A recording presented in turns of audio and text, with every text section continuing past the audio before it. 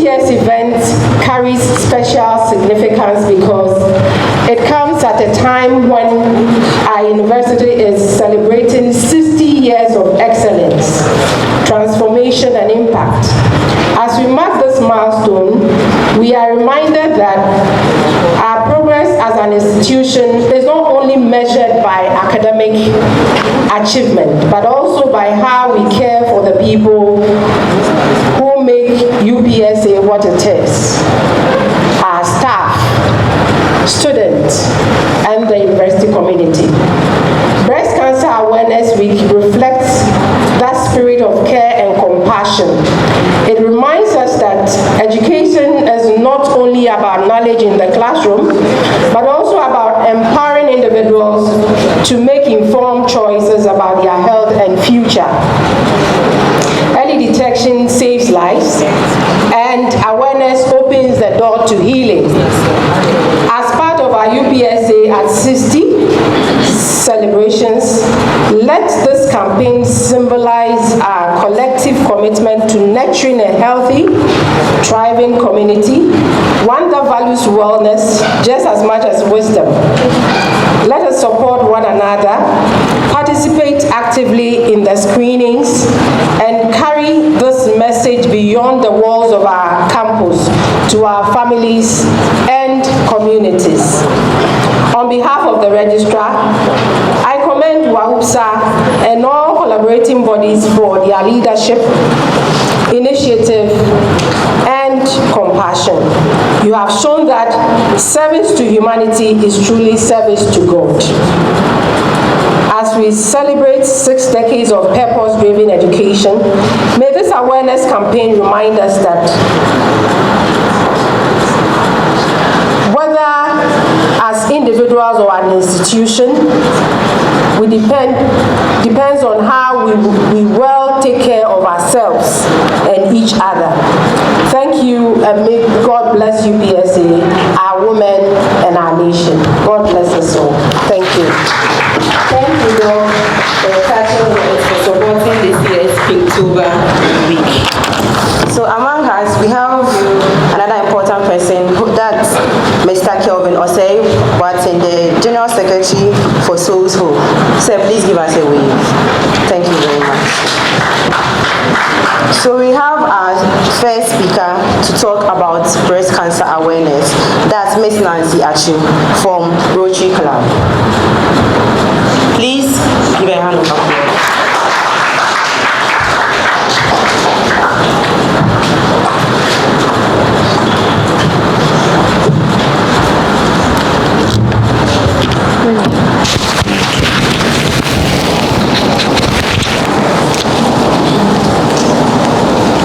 Good morning to you all, distinguished guests, speakers, advocates, all protocols duly observed, ladies and gentlemen.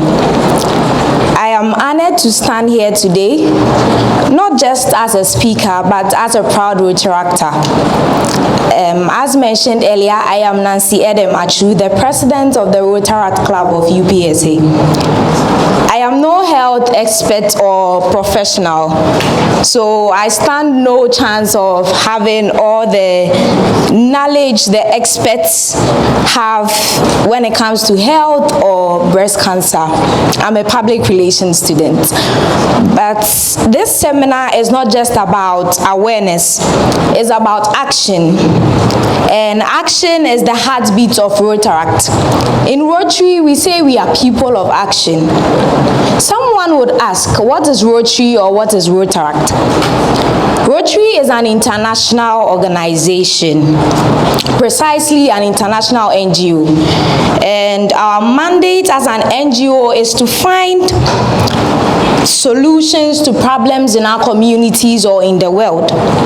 We have 7 focal points or areas which we undertake projects or work towards. And these areas are peace building and conflict prevention, disease prevention and treatment, water, sanitation and hygiene, maternal and child health, basic education and literacy, community and economic development, and environment. So these are the areas of focus of Rotary International, where all the clubs from Rotary, Rotaract to Interact undertake projects.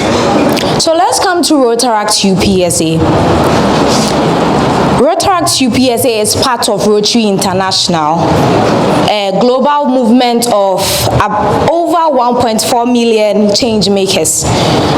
And at UPSA, we are a vibrant community of young leaders.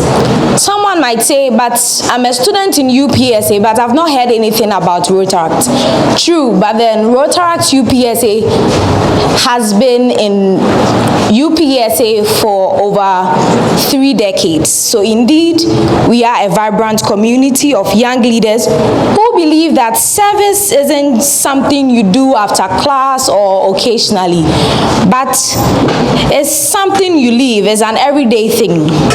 We serve with empathy, with innovation, and with unity. And we do it for causes that matter like this one.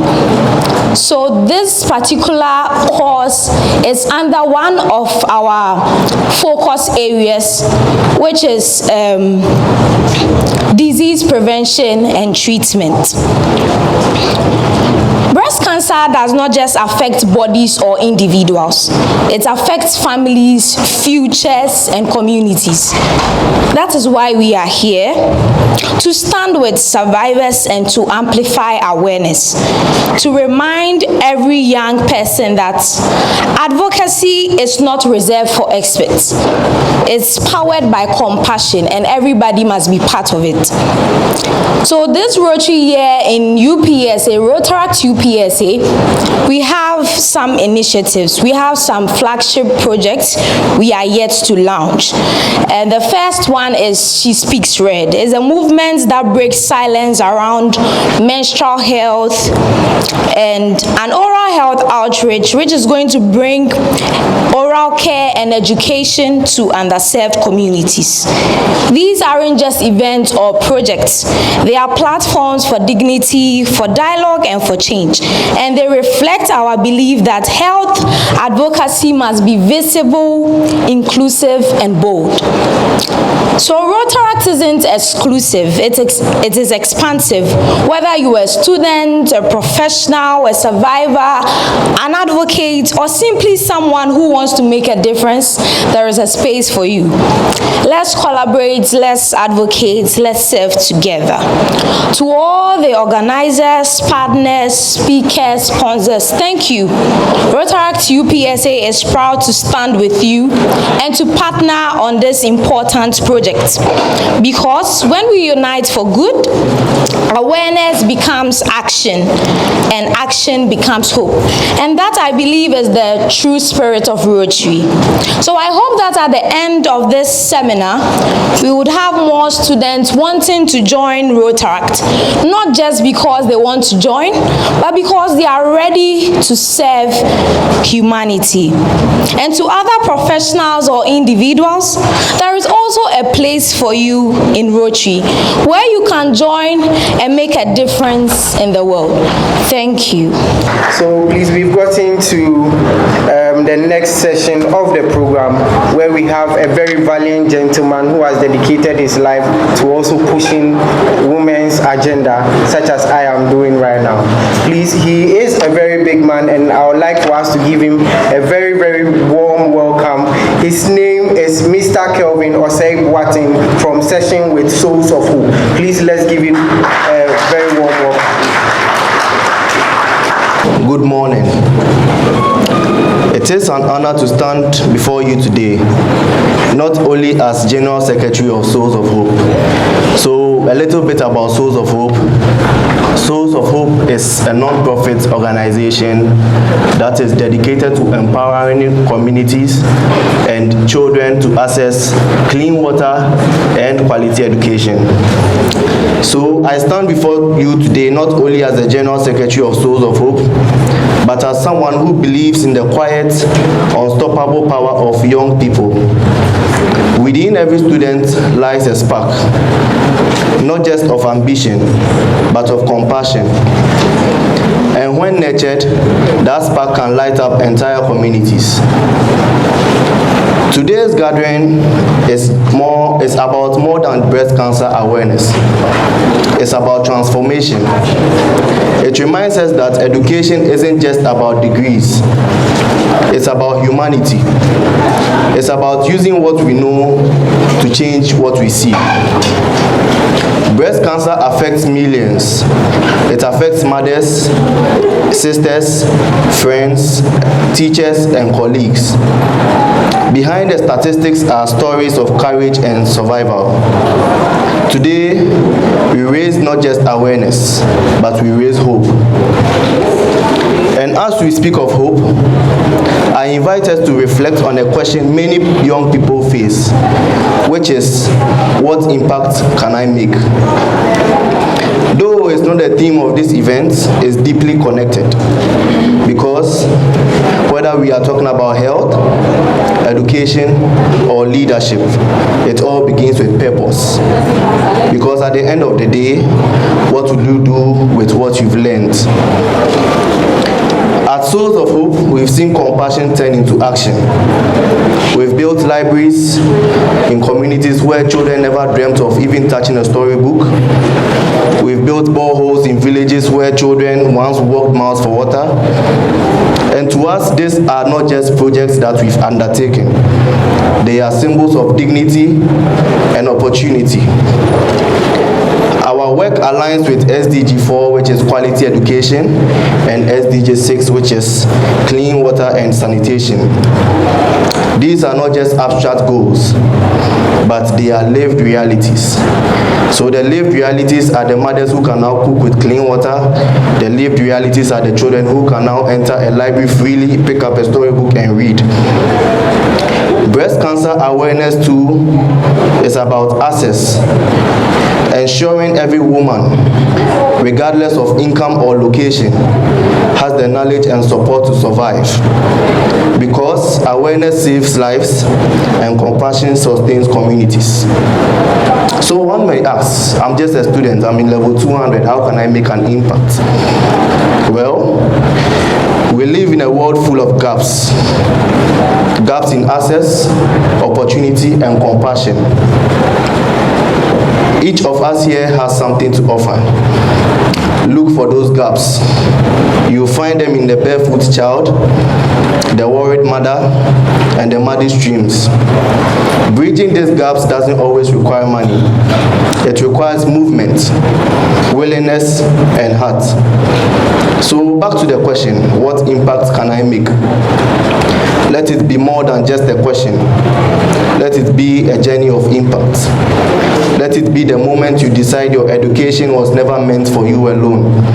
It was meant to serve. The world doesn't just need professionals. It needs purpose-driven professionals. People who build ladders for others to climb. As we honor the fight against breast cancer today, let's remind ourselves that every act of service, it could be sharing health information like we are doing today, it could be donating shoes, it could be planting trees. Every act of service adds up to a movement that changes lives.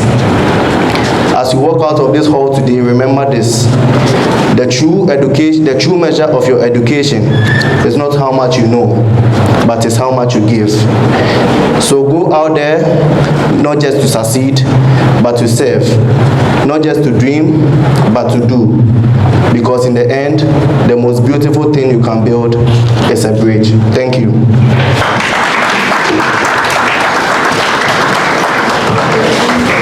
Thank you very much, Mr. for this home speech.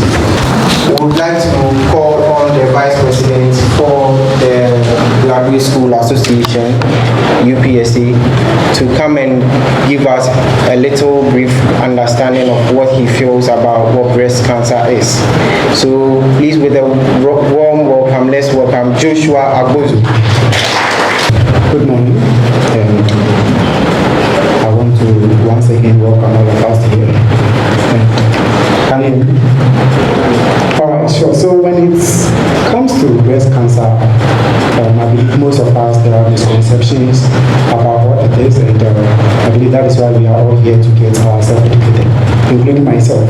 So I'm here to get myself educated when it comes to what breast cancer is. And when you get to this month, most of our guys think it is just about calling our girlfriends or boyfriends or partners to come around so that we do whatever we want to do. That particular misconception is the reason why we are here to better understand what breast cancer means and how to get yourself examined and put yourself in the right perspective when it comes to this particular disease or sickness. Thank you.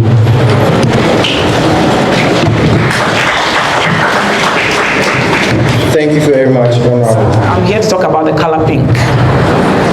As we all know, breast cancer is associated with the color pink, which is fantastic. But why do you think they chose pink for breast cancer? That is why I'm here.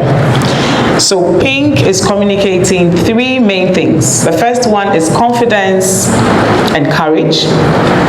The first one is not confidence. The first one is compassion and courage. The second one is confidence, and the very last one is self-care. Now, this is the reason why pink was chosen for breast cancer, not because it's for women. So those who thought so, that is not it. Because pink carries a lot of message. And we are going to look at these three. Don't worry, I'm not going to talk for too long. So we are moving straight. Color pink represents compassion and courage. So not compassion just for others, but for ourselves as individuals. How do we show compassion for ourselves? Number one, speak kindly to yourself. I know life is tough, life is hard, even as students on campus. When exams are approaching, there are a lot of things that goes in your mind. I know, I've been there. I was in KNU Wesley, but after I came here to do my master's, be kind to yourself sometimes. Because if you are not kind to yourself, even those on the outside can be kind to you. So when the hula baloo and the confusion and all of that is going on, remember the color pink. Compassion. Be kind to yourself. Take it easy. You messed up. You failed the paper, but relax. Tell yourself, I'm going to do it again and I'll get it right next time. Be kind to yourself. It's very important. Also, support others. That's number two. You can't even support others when you're not kind to yourself. So the very first one, be kind to yourself. That is when you can also be able to support others. When I say support others, it's not just hi, hey, oh, I'm here. Even though that also does well, but you should do more. Have you eaten today? How was the paper last week? Do you think you need extra classes so that we can do it? Join each other and let's support ourselves. That's for the color pink. And also turn challenges into lessons and not labels. It's very, very common among young people that when things go wrong or when we are faced with issues, we label it. It could be anything at all. We know the issues that happen on campus. Things can go wrong. And all of a sudden, this person is labeled for that. That is wrong. Rather, change it or turn it into lessons. Don't let it label you. No, that's not what it's about. So that's about compassion and courage. Now we'll move to confidence. Still on the color pink. How does pink speak confidence? Confidence is not loudness. The fact that you are confident doesn't mean you are loud. Or the fact that someone is loud doesn't mean they are confident. Confidence is clarity. You can't be confident about something if you are not clear. Example, I'm here to have a presentation or to give a talk, and I don't have my facts right. I prepared this myself, but I still insisted I get this to go through when I'm speaking, because you can't be totally sure that you have everything in your head. Preparation is very key. It makes things clear, and that is clarity. And that's what will give you the confidence. Because if I came to stand here and I'm just speaking from my head and I leave something out, all of a sudden I'll get confused, and you can tell from my face that I'm lost. So, clarity is confidence. Be clear in what you want to do. If you need to prepare for something, prepare for it properly and go ahead with it. Now, it's knowing who you are. Confidence is knowing who you are and showing up as that person without apologies. I love the MCs and how they were coordinating. He's a man. He knows that, well, today, not many men will be here, but he admitted it, that being a man, he's advocating for women and breast cancer, which I felt was amazing. Give him a hand, please. He's clapping for himself, so let's help him do that. So yes, how do you build confidence? Master your voice. Communicate with presence and with warmth, okay? Master your voice is very, very important. Most of us are going to graduate and be working in the mainstream working environment. We need this. We need this, but I'm not here for the long talk. The next one, prepare for opportunities. Confidence grows from competence. I mentioned this earlier on. No one can be too good enough not to prepare. Trust me, even the best speakers, the best tutors, the best lecturers, they still prepare before they come to class. So always be prepared. Very key. Dress how you want to feel and not how you are told to look. This one I don't need to explain further. Dress how you want to feel. If you are not comfortable in the dress or in the wig, mostly when we talk about dressing, people think it's just the attire. No. It could even be the makeup you are wearing. It could be the nail polish you have on. The men, it could be the type of tie you have on. Dress how you want to feel. If you are not comfortable in a tie, please take it off and be fine, because how you look affects what comes out. So that's for color pink and confidence. And the last one is self-care. Now this is very, very, very important, though it's the last. Self-care is not luxury. It is maintenance. It's so important now. How many of us know that a lot of young people now are suffering from high blood pressure? Do you know that? By hand. Lots of young people are suffering from high blood pressure. And this is because we are not taking care of ourselves. Already there is so much pressure in our daily lives. You have this lecture, you have this test, you have to submit this. I've been on campus before, even as a master's student. The number of things you have to submit to UPSA here. I don't want to go there. But it was good. It was good training. But in all this, we need to take care of ourselves. And that is why I'm talking about self-care. When you prioritize your health, when you rest and you have peace of mind, you become more productive. You become more productive. So sometimes excellence is directly tied to health or good health and sound mind. If you are not sound, most people here think going to the gym is just aesthetics, as the young people will say. Going to the gym and being fit is no more aesthetics. I am a mother of 3. I don't skip running. If I skip, probably it's raining like this morning. A long walk, running, being fit, doing aerobics at home. Even some of you young ones here, you don't have babies yet, but you are already tired. Yeah, and your tummy is already heavy, and you stand on the scale and you are overweight. But you think it's normal. No, it's not normal. It gets worse. I am very, very interested in fitness. I have another page on Instagram called FitFeel. And I just created it to help mothers especially. I've had 2 cesarean sessions. I know sometimes when you do this, you think you can't go back to how you were and all of that. I've never been this light. Even when I was in university, I wasn't this light. But it was all from the mind. You need to prioritize self-care. Exercising, eating right. You don't just eat anything because you're on campus and you can afford it. because, as I said, a sound mind is a productive mind. So let's get that as well. And also do regular checks. You might seem fine until you go to the hospital and they tell you that your BP is above the normal range. So it's necessary to do your checks as well. I hope you followed my Instagram page, as I said, because I'm done with my presentation. So that is about the color pink. Yes, it's breast cancer awareness, but it goes beyond that. When you see pink, you should see compassion, you should see courage, you should see confidence and self-care. All this in one. Follow Power Source for more. Thank you so much for having me. Good morning to you all. It's been a very cold morning, but I'm sure that we are alive and awake because we are talking about health. And in matters of health, it means that we all want to live, we all want to be very energetic, we don't want anything to pull us down. So I hope you're enjoying your morning. And we all want to be alive for as long as the Creator wants us to be here.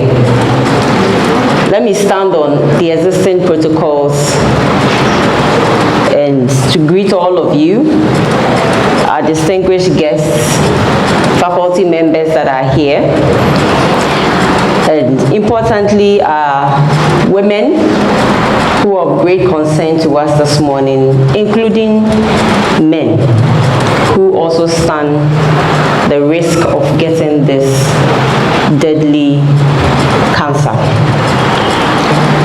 I was asked to come to represent a foundation called Yes She Can.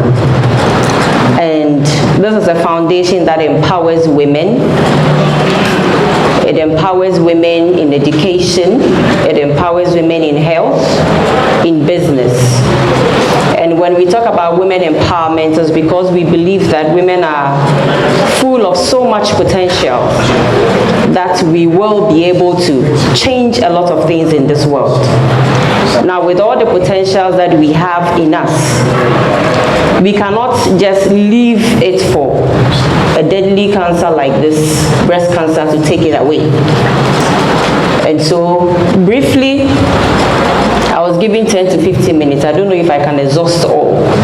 But briefly, we would speak to ourselves, we would empower ourselves, and remind ourselves of what we are made of. That regardless of what is around us, there are several illnesses around us. Regardless of what is around us, we still will push ourselves to survive it.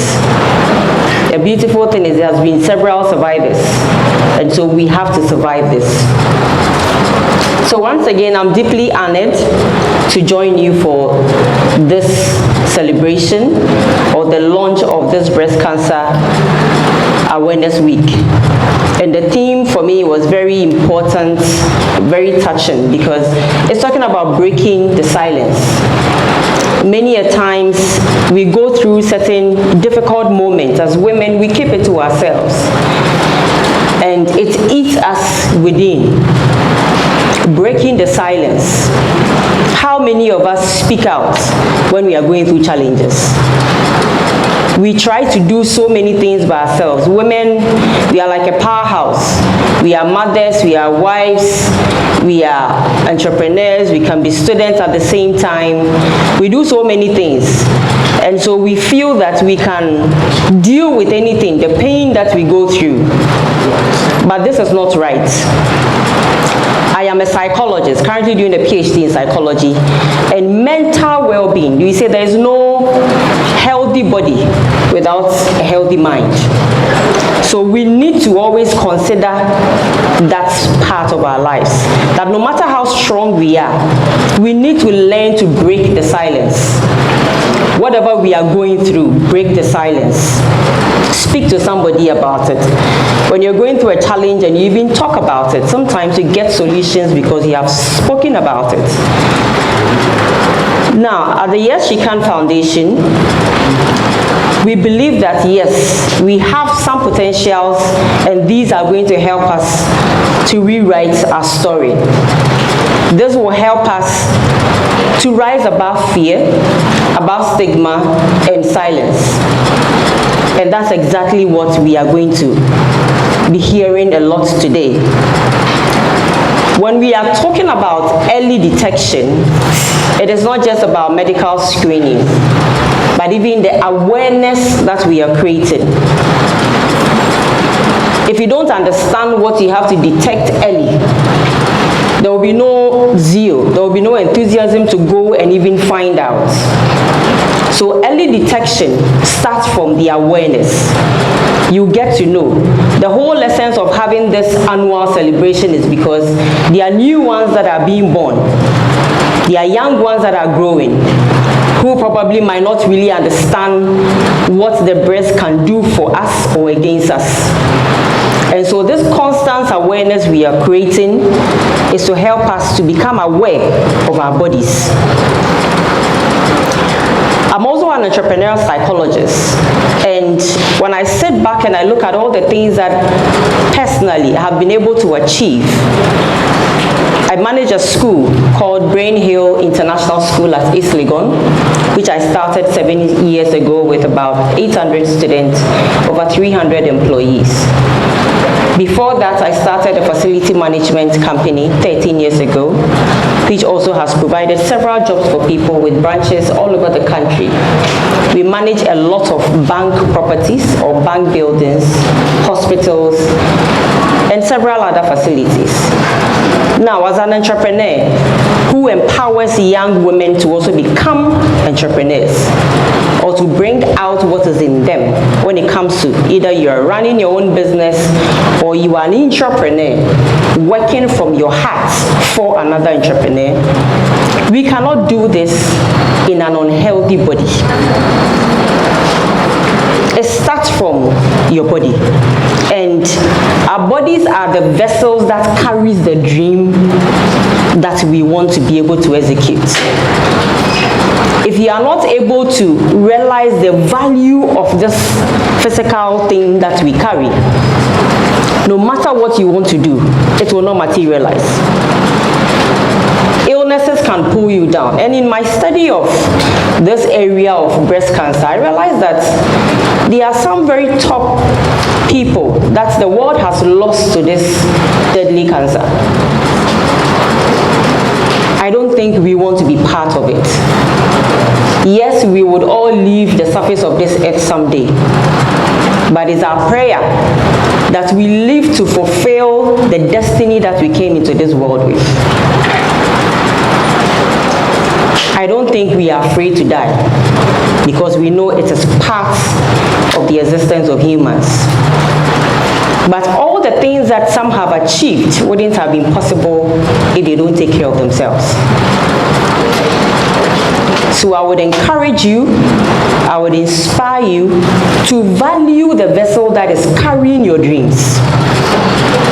We shouldn't let these two things consume the entire body. Cancer that will develop in these two areas, a small region of our full body, can take away the life and shatter the dreams. Investing in our health means we are protecting our ability to lead, to create and to nurture and fulfill our purpose. Many people have lost these opportunities not because they lack talent and ambition, but because they neglected their well-being. I was listening to an interview of a lady who is a breast cancer survivor, and the name is Gina Kuma Jaga. She's become an advocate, an ambassador for this cancer. And she shared her story of how from the beginning when she started feeling pain in the breast, she thought because she had just finished or won the baby that she was breastfeeding, it could be something relating to the breastfeeding. You know, when your baby is away from you and you are no longer continuing, sometimes you feel some pain in the breast. And so she started using all sorts of herbal ways of controlling the pain. And the lump she felt in it and all that. So she was using cabbage leaf, she was using rubbing condo over it, and the lot of ignorance that was leading her to do certain things. We are doing all this talk, we are having this celebration because you have to speak out. And let's seek the right medical care. If we want to wait for traditional things or people who just want to assume, non-health workers, to assume and predict certain things to you, you will delay the cure of it. Most people that have been able to save their lives is because they detected it early and they sought for proper care. So whatever you feel in there, understand your body. One very good way of being able to fight it is when you even know your body. How well do you know the breast? That when there are changes, it is not all the time that you even feel pain. According to research, you would not always feel that there is pain in there, but the cancer could be growing in there. But you might see signs of swelling, discoloration, some excretion of milk when you're not supposed to. All these things, let's check on them. And being in a university should teach you how to even conduct research. It is not all the time that you'll be able to have everything said at a forum like this. But this gives you the platform to understand that there is a canker of this nature. And you should be curious enough. I always say that we have access to technology, but how well do we use it? When we spend hours online, how much of that time is invested in knowledge that will help you? So let's spend time, let's conduct further research in these areas. Let's listen to stories of people that have survived and how they were able to survive. Let's read about people that have died. Why? What happened? How do you prevent it? Research states that 1 out of 6 of every woman might get this cancer. So how are you going to prevent it from happening? You shouldn't be that one person. You should be part of the 5. But there are steps that you have to take. How you even eat. What do you eat? There are certain foods that can generate these cancer viruses from even multiplying. A major one is sugars, excessive sugars. So you should be able to check what you are doing, what you are eating. As the earlier speaker said, you even exercise to ensure that the body is healthy enough to even fight these illnesses as it comes. So today, I want to challenge you to love yourself enough to check yourself. Speak up when something doesn't feel right and encourage your sister to do same. Let's make health part of our confidence. Let's make self-care part of our ambitions. And let's promise each other that no dream will be cut short because we neglected our bodies. Together, let's break the silence. Let's build awareness and save lives. Because yes, you can. Thank you.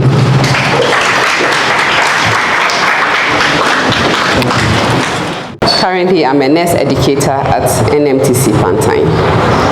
And now, another title has been added, breast cancer survivor.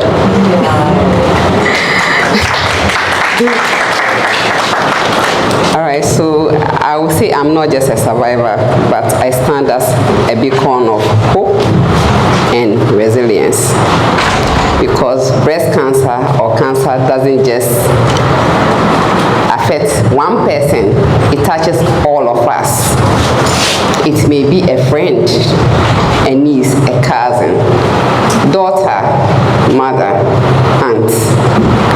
And this disease doesn't just affect an individual. If it happens, it's still so much from you. I have co-survivors who have lost even their marriages and their families. So I always tell my co-survivors that my story is kind of a bit boring, not so intriguing like others, because I caught it quite early. At the age of 35, I'd given birth to 3 children. In fact, my last baby was just over a year, almost 2 years, and I weaned him off milk. So I'm a nurse, I've already established, but I had never done breast scan or even self-examination, breast self-examination. And the month of October 2019 was Breast Cancer Awareness Month. And I never took the opportunity to go and even have it examined. Why? Someone will ask. Because I thought I didn't have any risk factors. I thought then that I didn't have a family history of breast cancer, and I was too young to be diagnosed of breast cancer. So I had no business with mammograms or breast scan or even breast examination. So I never took the opportunity to check. Then come November, first week, then I chanced on a hardening in my breast. It felt firm and hard, but painless. I wasn't alarmed because then I thought cancer was painful. So I got to work. I was working at the intensive care unit, surgical ground floor, Kolebu, and I had a discussion with a few friends. And they were all like, oh, it's nothing, you just wean your baby off milk. So certainly this can't be cancer. I even went ahead, removed my breast for them to examine, and everybody discouraged me from going to check. But there was one person who I told, who always asked me. In fact, he pushed me, and that was my husband. At a point, he said, if you don't check, don't come home. So that put some fear in me, and then I had to run for it to be examined by a doctor. And the doctor asked me to do a breast scan, which I did. Unfortunately for me, that same day I did the breast scan, it turned out that there was some cancer in there, in that small painless lump. And that's news which I wasn't ready for. Psychologically, physically, just hit me. The fear, the uncertainties, and everything. It was so overwhelming that, in fact, I always tell my friends, I'm sure if I was a white lady that day, I would have just turned red instantly.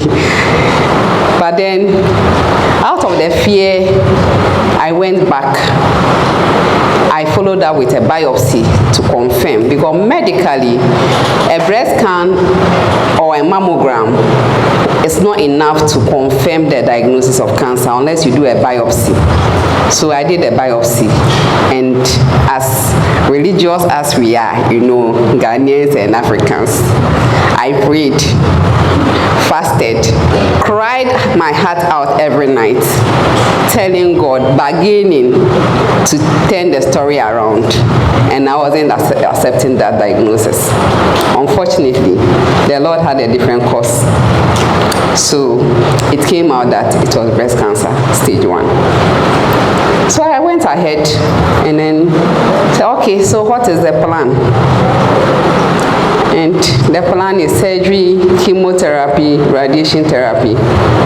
The type I was diagnosed with is hormone positive. So the cancer finds its strength in estrogen and another hormone or gene in the body called HER2. So fortunately for me, my doctor said, we thank God, out of all the bad news, there's a good news. This type, even though it's aggressive, we can conserve your breast and do a lumpectomy. I said, oh no, take off my breast, I don't want recurrence. Said, oh, nah, you wouldn't need that. But when we go to surgery and we have to take it off, we'll do so. I said, said, okay. So we went to say, so this was November, between November and December. I saw this lump first week in November. By 28th of November, the pathology report was out, confirming the diagnosis. By 10th of December, I was already in theater to take the still painless lump out of the breast. The wound has to heal before I start chemo, so I was given 6 weeks, and I think second week in January, I started the almighty chemotherapy. The one that we all know that the hair goes off, you put on weight, you are weak, and all that. I went through it all. In fact, I had little strength, and at a point, I even lost hope. In fact, I didn't know that 2025 will meet me alive. I thought that the story may, because there are treatment failures sometimes. But then, to the glory of God, I did the chemo, I did 6 cycles. So from January to May. So when everybody was running away from COVID in 2020, there were 2 things chasing me, COVID and cancer. But through it all, I give all the glory to God. I continued with radiation therapy, and I did 15 days. So it's a back-to-back continuous 15 days of radiation therapy. Currently, I'm on treatment. I'm still on not active treatment, but I take a medication, tamoxifen, every day, and I've taken it for the past 5 years. And it's to prevent the cancer from coming back. Now, after all this, I can't just survive as a nurse and keep quiet. I need to send the information out there, educate, empower everyone, students, mothers, grandmothers, that it's possible. Because some years back, when you hear breast cancer, it means death. Everybody attaches. In fact, even 2020, 2019, when you tell someone that you are diagnosed of this, then they look at you in a way and say, oh, my auntie died of that, oh, that one alone. It's not easy. But then, I think from 2020, 2021 coming, survivors have rallied and come together to send the information out there that, yes, it's a killer. It doesn't come with good news, but it's possible to survive it if you catch it early. Not just that, catching it early and treating it right. Because you can be diagnosed. People have been diagnosed and have walked away from what? Hospital treatment. They want to go to their prayer camps. Why we are losing it more is because in Africa, it's believed that every condition is caused by a spiritual, a witch or a wizard somewhere. So we want to first find out from God whether we should do treatment or not. And people can go 3 months, 6 months before coming back. They want their pastor to, talk to God to say, should I do the treatment and all that? And that is the reason why we are losing the battle. But I am here, standing here as a survivor and as a beacon of hope to tell you all that, yes, the treatment is not easy. It's very, very difficult. But recently, those I navigate, those I talk with, those who call me for encouragement, when I ask them, how long were you weak? They'll say, oh, just 2 days. So, unlike some years back, 10 days you are down. 2 weeks, you've not been able to eat any food or anything. Your mouth is bitter and you can't taste water or anything. But now, within 2 days, they are up and about doing their normal duties like nothing has happened to them. So we have come so far that treatment has been advanced to the extent that you don't see those very harsh side effects.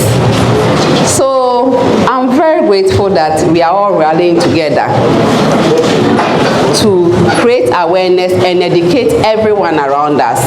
And it is possible to survive breast cancer if you catch it early, you treat it right. Thank you very much for inviting me.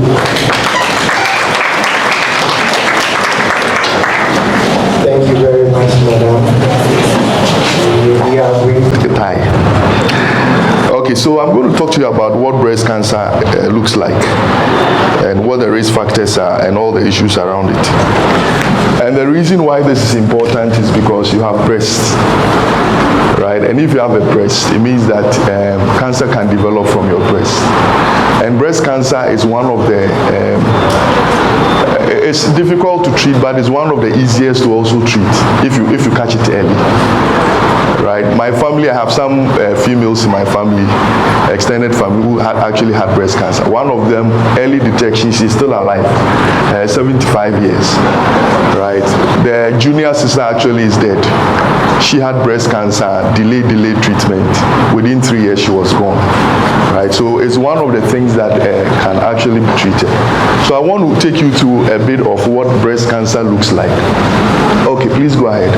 So when we talk about the body is in various layers, right? Various layers. So if you look at it carefully, you realize that every layer leads to the main thing. That is the muscles, right? So whilst you sit there are layers, of your body, and each layer is important. Please go ahead. But every layer starts with, small, tiny structures that come together to form the cell. The cell is like the building block. So for example, this building, you have small blocks that came together to form this building. In the same way, your body is made up of small building blocks we call the cell. Together, it forms your body. And each cell kind of works independently, but together.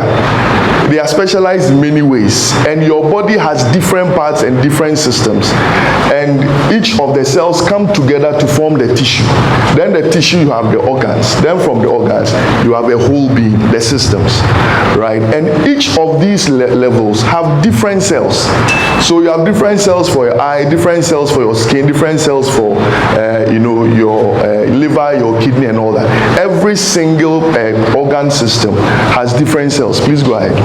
Right? And so you may find stem cells are cells that actually help produce other cells, because your body goes through all kinds of changes and different cells are formed. For example, your blood cells, your red blood cells are actually replaced every 120 days. So every 120 days the body makes new ones. And how does it do that? Through the stem cells. Then we have bone. Your bone has their own cells. Muscle has different cells. Fat has cells. There are fat cells, skin cells, nerve cells, and all that. And together you may find about 30 trillion cells making your body. That is a lot. Imagine you had 30 trillion Ghana cedis, right? I'm sure you will not be here, right? So 30 trillion cells, and there are 200 different types of cells that actually make your body. And so these cells, what they do is that they divide to form many cells. Then after time, they die off and the body replaces them. So they form, they divide, they age, they die off, and the body replaces them. Right? Please go ahead. So if you look at males, really, without their skin, this is what you see. And the females, even without the skin, they look nicer, right? Right? But you realize that for males, really, we don't have big breasts. The fat, really nothing. But for females, you realize that the breast is basically fat, like fatty tissue. Right? Please go ahead. And behind that, you have internal organs, right? Different organ systems making up the body. Please go ahead. So when it comes to breast, the breast is made up of fat, it's made up of some tissue and some tubes we call ducts. And these tubes are the tubes where the breast milk actually passes. So you have the fat cells, you have some tissues there, then you have a duct. So you may find, oh, I forgot my pointer at home. Okay, so you may find that there are tiny tubes. So you have fat cells, you have the tissues, then you have these tubes. And it's through these tubes that breast milk actually comes out. And any of these, cancer can form from any of these. Any of these, cancer can form from any of these. So you find out that, the breast is largely made up of fat. Right? Then these are the tissues, then you have ducts. And cancer can form anywhere. So wherever there is a cell, cancer can form. And that is why right from your head head to your toe, cancer can form at anywhere. So every organ you can find, every tissue you can find, cancers can develop because of the cells. So what are cancers? So you have normal cells, right? I said the building blocks, this balloon, right? You have building blocks, right? But some of these cells, what happens is that instead of dying after aging, they don't die. And if they don't die, they start growing and multiplying abnormally. And once they do that, please click again. So these abnormal cells, instead of dying like every other normal cell, they will not die. They grow, they destroy the surrounding tissues. And not just that, they move through the blood vessels and some other tubes called the lymphatic system, and they spread to other parts of the body. So for example, in your class, you may find one student who is not too correct, right? That is the cancer cell. And before you realize, he mobilizes other students to be like him. And they will disturb the class and disturb every lecture. Then not that, before you realize, they move to other classes and actually form the same and destroy the whole school. So that is what cancer cells are, right? So any student who is misbehaving in class is a cancer cell, right? Cancer cell. So you may find a normal breast and you may have changes, right? A cancer developing, right? And it can form from any of the things I've talked about. Please go ahead. So it's the leading cause of cancer in women worldwide. About 2 million women will be diagnosed worldwide. 600,000 deaths worldwide. Deaths occur in developing countries because really, developing countries, people do not examine their breasts. They don't go for anything. And for us, we delay, right? Some people never touch their breasts throughout the year, right? And so usually it's found accidentally. And so that is where the problem. But you may find about 0.3 to 1% of men developing some breast cancer, right? Because we also have some breast, right? 5-year relative survival rate for women depends on the stage. The earlier the stage, if it's stage 1 or 0 stage 1, treatment is 100%. So nobody should die from breast cancer if it's diagnosed early. Nobody should die from breast cancer if it's diagnosed. Please go ahead. Okay, so there are different parts of the breast. You have the central portion, you have the surrounding portion, then you have upper left, upper right, lower left, lower right, lower left, then also the place leading to the armpit, right? Those portions are important because cancers, breast cancers can grow in any of these portions, but majority of the time you may find that the upper upper quadrant actually has most of the breast cancers actually forming from there, right? Please go ahead. And so every woman must be able to know how their breast looks like, right? As you start developing breast, you should be able to know how your breast looks like. So if you've noticed any change in your breast, it can be the size, the shape, the skin, it can be whatever, any change at all. This is quite advanced. This is quite advanced. And this dimpling you see is called peau d'orange, dimpling. With time, this is what you see. This is quite advanced. But usually, you may find that, there's some change in shape or size or even the skin and stuff like that, right? And when you touch, you may find that there's some, mass that looks a bit different from the normal surroundings. Typically, breast cancers are not painful. Usually it starts off with a painless mass. If, let's say, you're a young person, you find some pain in your breast, it's not likely to breast cancer. Usually, it is painless. As it advances and there's some other tissue changes, then it becomes a bit more painful. So you should be able to look at your breast. Then you may even find retraction of the nipple. So you realize that your nipple may not be retracted initially, but before you realize the nipple is going in there. And you may also find some skin changes.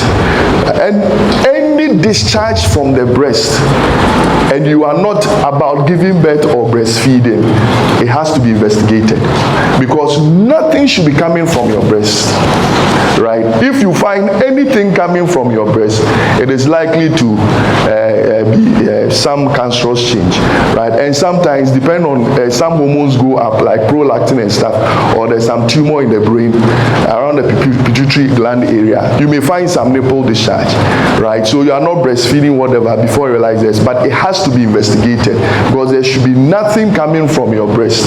Please go ahead. Okay, so what are some of the risk factors? Family history. If you have someone, particularly first-degree relative in your family with breast cancer, you may have to look at it. You know, they are outside the country. There are some women, they realize that a family member has breast cancer, multiple of them. They will just go and cut off their breast and fix artificial. Because if there's no breast cancer, but Ghana, Africa, cut your breast, hey, it won't work. Right? There was this lady, one of my classmates, not in medical school, but from secondary school. She actually died last year from breast cancer. Mother had breast cancer, right? Grandmother had breast cancer. And they both died of breast cancer. And she's dead from breast cancer. And she has 2 daughters. Right, so those daughters, someone has to be monitoring, someone has to be paying attention to those daughters, right? And there's some genetic changes also with breast cancer. And again, there's something we call estrogen exposure. There is a certain hormone that makes you female. It's called estrogen, right? Estrogen helps you with your cycle, helps you with how feminine you are. Things down there, things up here, it is estrogen. You have changes in estrogen levels, and there are 3 types of estrogen. Right, but changes throughout your, your life. What happens is that prolonged exposure to estrogen actually is one of the risks for breast cancer. So, for example, those who, when you give birth, estrogen levels goes up. So childbirth is protective, right? Because the 9 months that you are not, that you have a child in there, that you are also breastfeeding that child, you realize that estrogen levels are a bit lower, right? So those who don't delay until late 30s and start before they give birth, because there's consistent estrogen exposure, they actually are at higher risk. And those who have early menarche, what it means is that some girls can start their menses around 9 years, 10, 11 years, estrogen exposure, so they also have that. Then obesity. Right, late menopause means that there's still estrogen exposure, because during menopause, estrogen actually dips. Right, obesity. In Africa, we say people have all kinds of terms they have now, plus size and double size and all those things. Those description is a disease, right? It's a disease. It's not body shaming. Right, it's called obesity. Right, and you know, obesity does a lot. In medical school, if they ask you about the name of a disease or the cause of a disease, you don't know, say obesity, alcohol, smoking, you are right. Right, so obesity kills. So lose weight, Then again, to increase breast density. The bigger the breast, the denser the breast, the higher the risk. Right.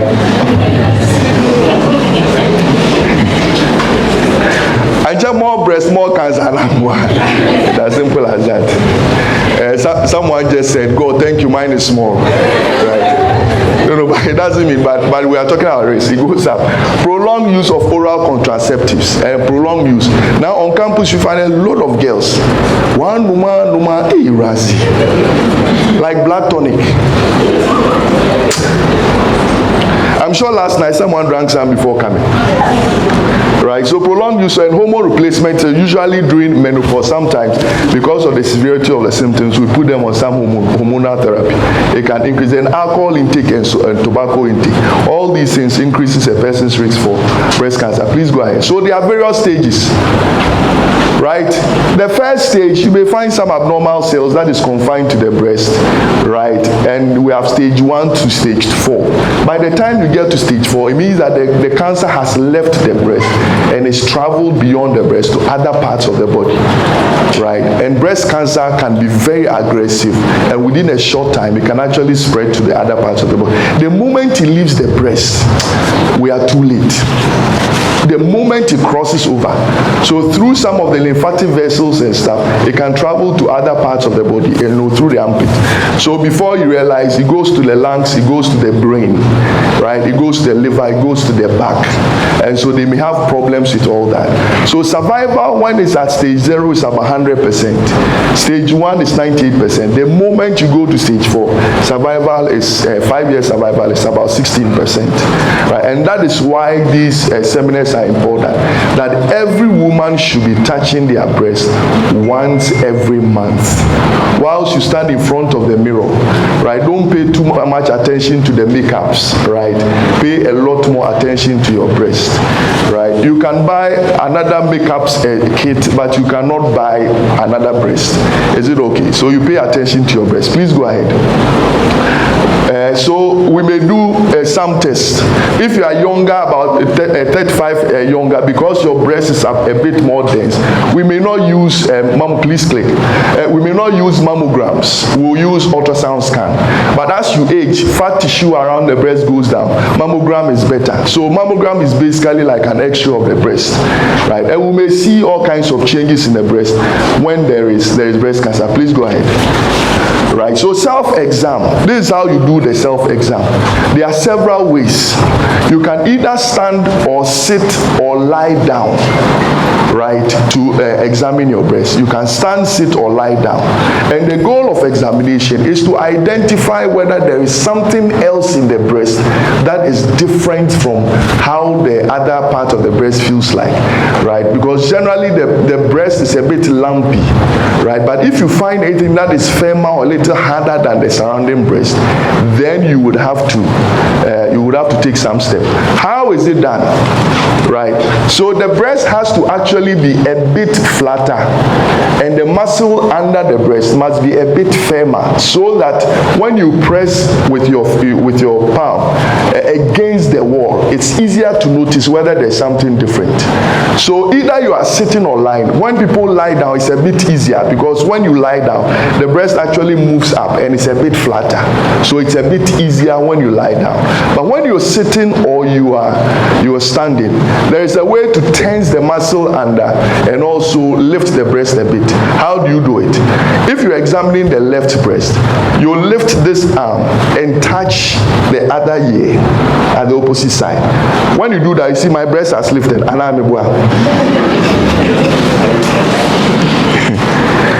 Anybody wants the most? Any lady, come. I will not touch, don't worry. Yes, come. No, you. Anybody with round neck?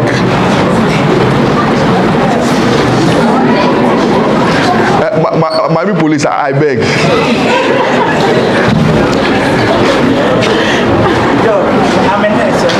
Okay, then you come. Thank you very much. Your husband is not around, right? Okay. So yes. So when you realize that it's lifted, has it lifted? Yes. Right. So when it's lifted, right? Can we all do it? Lift yours and let's see. See, the guys are doing it too. What are they lifting? They should lift up their hands to the Lord, right? Okay, so when you lift, you realize that generally the breast will lift. Is it okay?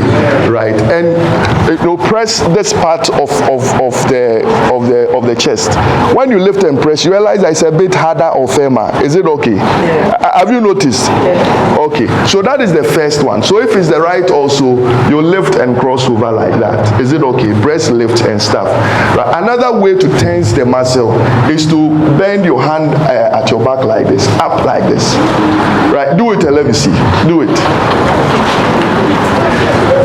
And touch that muscle here, right, it becomes a bit firm. Is it okay?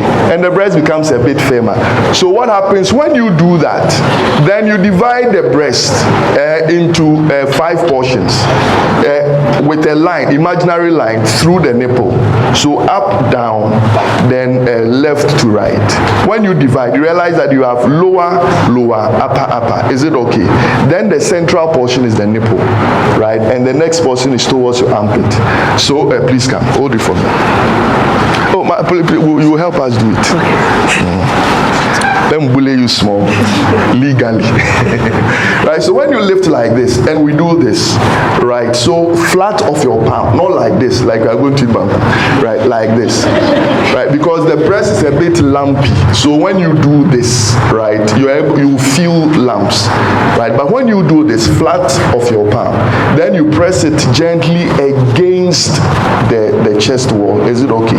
So you do this and you press, so we start up, down, right, so you do this and do this motion gently, but you press firmly against the chest wall.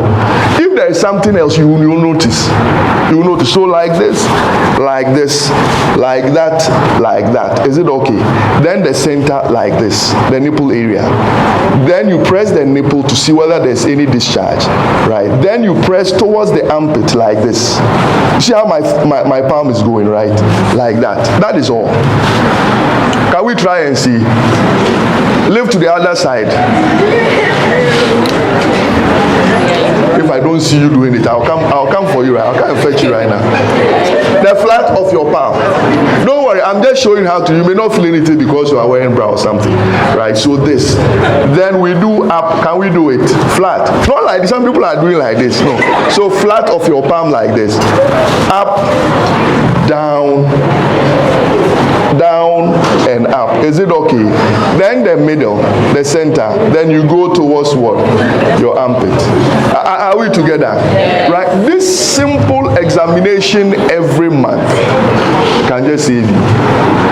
For younger populations, you may not find a lot of women at your age who may have, but there are women at a younger age who may have some breast-related problems, and there are several breast-related problems that if you find it, we can have to examine. Please, thank you very much.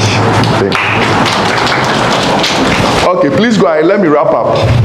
So if we find the lump, right, stage 0, stage 1 here, what do? We just go there, that dissect that lump, and that's it.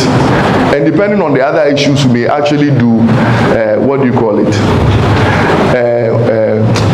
We do biopsy. Whenever we find a lump, we actually take a sample of it, take it to the pathology, and they would examine it to find out whether it's malignant or not, whether hormonal, whatever. We do all that. But if we find out that it's simple, we may just have to go there, dissect, remove it, and that's it, right? And depending on the stage, we may do hormonal therapy or targeted therapy or radiation therapy or chemotherapy, right? All these things depending on the stage, right? So the doctors will determine what to do depending on the stage of the cancer. Please go ahead. So usually for surgery, there is some pain, swelling, infection, and it means that, you see, when the breast cancer actually spread to the armpit, there are some things they're called the lymph nodes. Lymph nodes help drain tissues, right? Because your lymph nodes are working well. That is why none of your body part is swollen, right? But when the cancer spreads to the armpit, what it means is that the lymph nodes there cannot drain. So you find out that their arm, their hand become bigger. It gets swollen because fluid cannot drain. And sometimes, depending on the surgery, we may have to take out some of the lymph nodes. So drainage sometimes becomes difficult. Then chemotherapy can come with its own problem, nausea, hair loss, and stuff. Radiation therapy, all of them have their own side effects.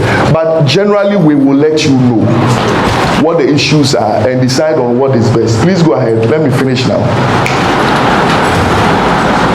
So it can go to the bone, like I said. It can go to the brain. They may have some seizures and cognitive decline. It can go to the liver. So they may have some bleeding problems because liver actually produces things we call clotting factors. That helps with stopping of blood. And also it goes to the lung. And the back, right? It goes to the back. So they may come with some back bone related problems. Please go ahead. So this lady was diagnosed in 1993. Imagine, what do you call it? People, it's not easy for anybody to just realize they have breast cancer. It's not easy. Even the socio-cultural issues around it, it's not easy. In our part of the world, breast is a big thing. Right? And imagine, so some ladies will just not examine so that they don't find or see anything now. Right? Because of the problems. Imagine you were diagnosed with, please go ahead. So some of the mental health related issues, anxiety is there, stress of diagnosis and management itself, and they may go into some depression, identity problems, because really, in our part of the world, women are defined by the pluses. Right? So they may actually look down on themselves and have problems, social issues, marital problems, dissatisfaction, depending on who you are married to, right? And brain-related problems. So how do we present physical activity? Right? Engage in a lot of physical activity, lose weight, avoid smoking and alcohol, and also breastfeeding helps. There is this thing flying around that when someone drinks your breast or sucks your breast, you have breast cancer. Please, it's not true. It's not true. So if this month you have employed some gentlemen to please, it's not true. The breast suckling that we're talking about is breastfeeding. Because during breastfeeding, that prolonged period actually reduces estrogen. Are you understanding me? So that is, it's not like normal, you are walking around students and someone is drinking your breast, so you have breast cancer. It's not true. Right? And avoid radiations. And that is why when you go to hospitals for some radiations, they have all kinds of rules around it. So early detection is most important if you touch your breast every day. Right? So some of the myths, if I find lump in my breast, I have cancer. It's not true. 80% of breast lumps are not cancerous. We can actually deal with it. Only women with family issue of breast cancer are at risk. It's not true. There are people without the risk in their family. They also develop breast cancer. I am too young to get breast cancer. It's not true. 25% of women with breast cancer are younger than 50 years. Men cannot get breast cancer. It's not true. Right? I've talked about it already. A mammogram can cause breast cancer to spread. It's not true. Mammogram is only diagnostic. Wearing an underwear bra increases my risk of getting breast cancer. It's not true. So not wearing bra will not reduce your risk of breast cancer. Right? So no bra day. I don't know why that started, but it won't do anything to breast cancer. Breast cancer doesn't pick and choose. It doesn't have any specific address. Though others have a higher risk than others, early detection saves. Thank you very much for your time. We're here to speak on women in leadership when it comes to breast cancer. So I would say my title is The Breast in Leadership: The Good, the Bad, the Ugly. I want the men here to honestly or boldly say to me that they have never sucked any breast in their life. Please raise your hand if you have never in your life sucked breast in your life.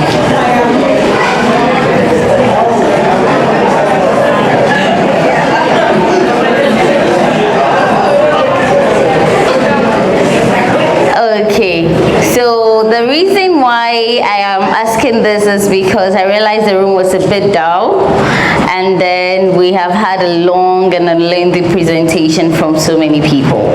So the men that have not sucked breast, doctor said sucking breast doesn't mean that you are preventing breast cancer.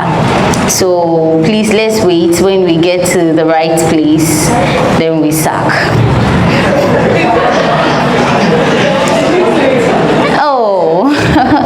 Okay, so why breasts? When I say breast in leadership, why breasts? So we know that in this generation, breast is actually related to women, irrespective. Men, you have breast, but it's not breasts, because at the end of the day, even when you get married, you still be beside a breast. That is where you would have comfort. That is where you'd be able to think very well. My men, am I speaking it? Okay, so women in leadership, breast in leadership. We have been in so many situations, so many cases where we have so many organizations coming into consideration that women should be given the spaces to lead, right? Because we are living in more of a man's society. So I would say that the men should please clap for yourselves, because now I see you do well when it comes to supporting women in leadership. The men here, please clap for yourselves. Oh, I just don't like the clap. The women, please clap for the men. That is the reason why you need breasts in your life, because the clap from the women was loud. So when we talk of women in leadership, we have a lot when it comes to the political terrain, when it comes to the family terrain, when it comes to even the social terrain. Women are taking the lead. Women are leading. So the ugly, I wouldn't start with the good, because there are a lot over there. They're ugly. We have a lot of women, when it comes to leadership, go through so many ugly things, such as sex for the term, sex for a vote, such as some men taking advantage, or even some women belittling their own fellow women because of a leadership position. They're ugly, where women fight against women because of a seat, where men tend to belittle women because the women are rising so high than them, where they believe that women are breaking the status quo, women are leading, women are bringing more than they are doing, so the men tend to do what? Bring them down when it comes to that aspect. But what do you do when it comes to the ugly? It all boils down to you, the woman. And it boils down to the men that are supporting women when it comes to fighting the ugly faces of women in leadership. That is where the man is able to sit with a woman and say, let's come together, think about this, and know how to resolve this issue. That is where the solution comes into play.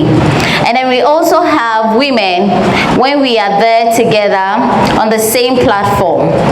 You know, let's be honest as women. There are sometimes we can't even go to women in higher positions because we feel we can't talk to them. And some of them, the way they carry themselves is more like, who are you? My ladies, is that true? They have this kind of hedge around them that prevents us from getting closer to them. That is part of the ugly. And then as women, we should be able to fight so hard that every woman could come to us and speak to us. Every woman, we could sit at a table and discuss the future, where at the end of the day, nothing will go wrong. More like there's no envy, there's no jealousy, there's no hatred.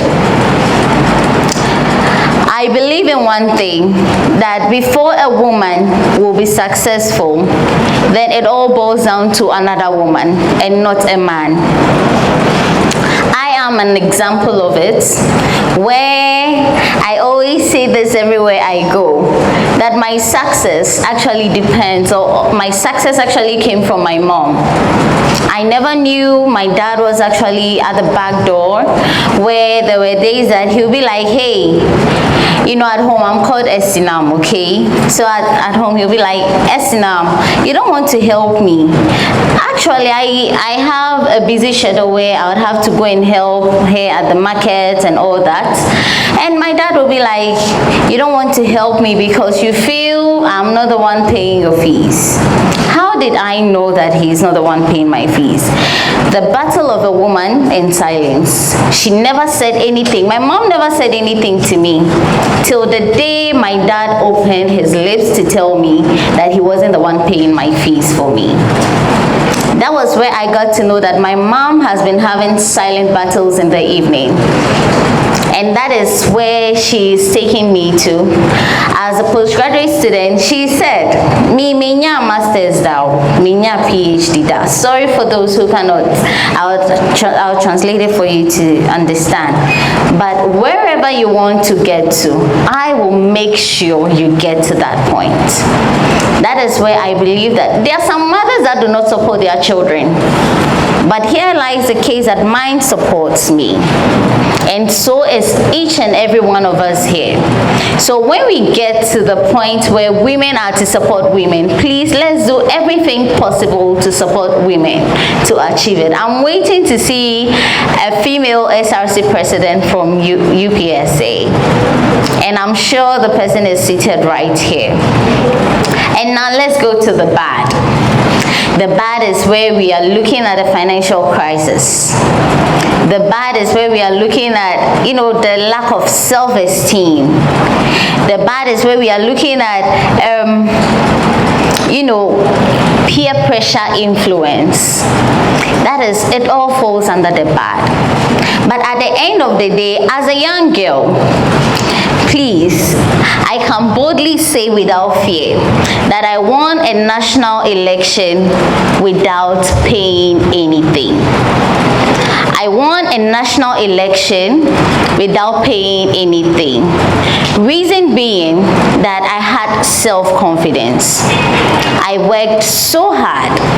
Before I knew that I was supposed to go, I wanted the National Gender Commissioner.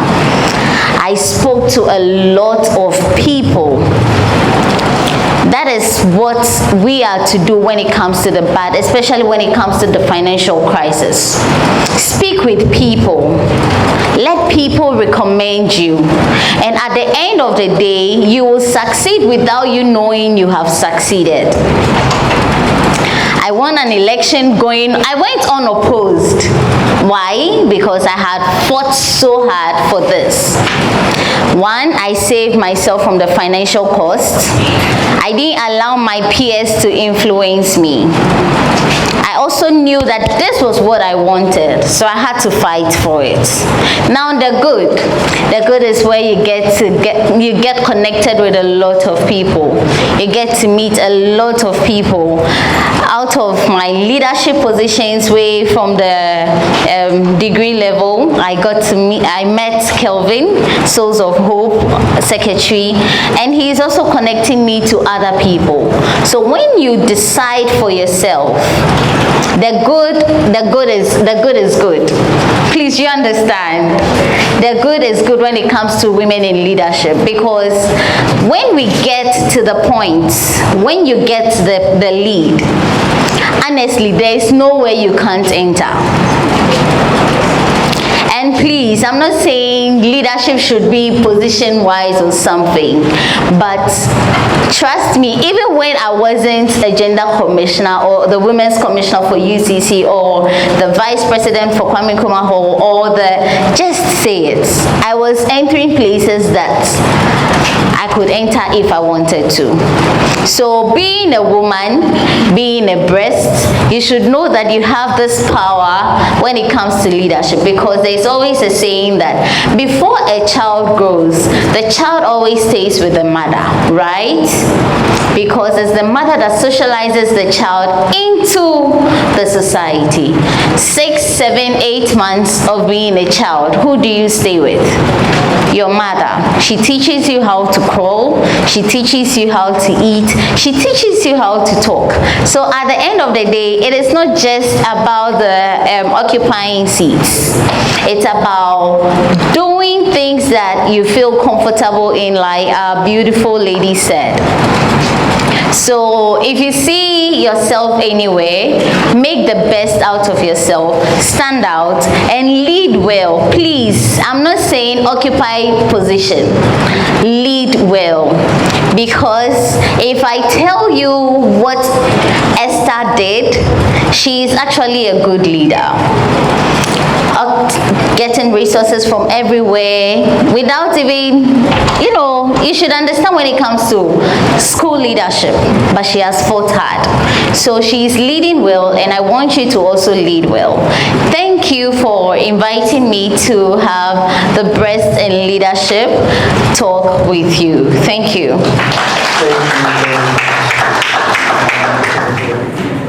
We launched this October week